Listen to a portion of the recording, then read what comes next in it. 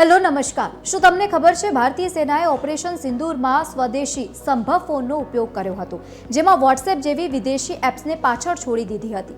Army chief general Upendra દ્વિવેદીએ જણાવ્યું છે કે સંભવ 5G ફોન સુરક્ષિત સંદેશ વ્યવહાર સુનિશ્ચિત કરે છે। આ વિડીયોમાં આજે સમજીશું સંભવ ફોન શું છે, ઓપરેશન સિંદૂરમાં સંભવની ભૂમિકા અને સંભવની વિશેષતાઓ વિશે।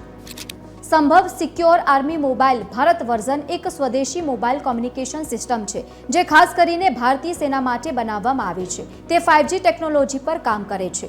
તે બહુવિધ સ્તરના એન્ક્રિપ્શન એટલે કે ગુપ્ત કોડિંગ સાથે આવે છે, જે તેની જાસૂસીથી સુરક્ષિત બનાવે છે। આ સિસ્ટમમાં એમ-સિગ્મા નામની એક એપ છે, જે વોટ્સએપ જેવી છે, પરંતુ તે સંપૂર્ણપણે સુરક્ષિત છે। આના દ્વારા સૈનિકો ડેટા લીક થવાના ડર વગર જ દસ્તાવેજો, ફોટો અને વિડીયો શેર કરી શકે છે।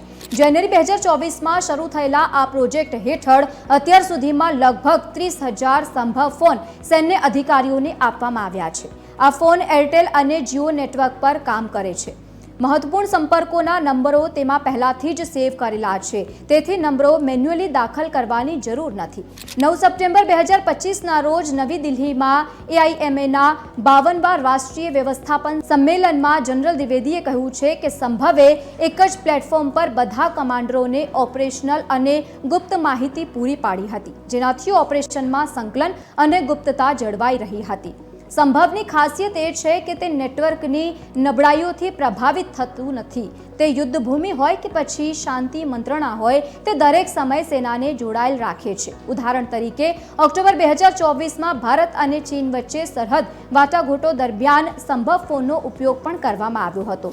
સંભવની વિશેષતાઓ: સંભવ ફોન આધુનિક 5G નેટવર્ક પર કાર્ય કરે છે, જે ઝડપી અને વિશ્વસનીય કનેક્ટિવિટી પ્રદાન કરે છે। તે ગુપ્ત કોડિંગના અનેક સ્તરો સાથે આવે છે, જે જાસૂસીને અશક્ય બનાવે છે। આ વોટ્સએપ જેવી સ્વદેશી એપ છે, જે સુરક્ષિત મેસેજિંગ, ફોટો અને વિડીયો શેરિંગ પ્રદાન કરે છે। તે એરટેલ અને જીઓ જેવા નેટવર્ક સાથે કોઈપણ વિક્ષેપ વગર કાર્ય કરે છે। સંભવ ભારતની ટોપની શૈક્ષણિક સંસ્થાઓ અને ટેકનોલોજી કંપનીઓના સહયોગથી બનાવવામાં આવ્યું છે। સંભવ ફોન આત્મનિર્ભર ભારત પહેલનો એક ભાગ છે।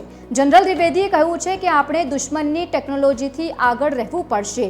હું ઈચ્છું છું કે ટેકનોલોજી 100 કિલોમીટર સુધી પ્રહાર કરે, તો કાલે મને 300 કિલોમીટરની જરૂર પડશે। સંભવ આ દિશામાં એક મોટું પગલું છે। માત્ર લશ્કરી સંદેશ વ્યવહારને સુરક્ષિત નથી કરતું, પરંતુ ભારતની સ્વદેશી ટેકનોલોજીને પણ પ્રોત્સાહન આપે છે। સંરક્ષણ મંત્રાલય એક અધિકારીએ જણાવ્યું હતું કે શક્ય અમને ઓપરેશન સિંદૂરમાં ગુપ્તતા અને ગતિ આપી હતી। હવે વધુ સુધારો કરવામાં આવી રહ્યો છે, જેથી ભવિષ્યમાં યુદ્ધોમાં આપણે વધુ મજબૂત બની શકીએ।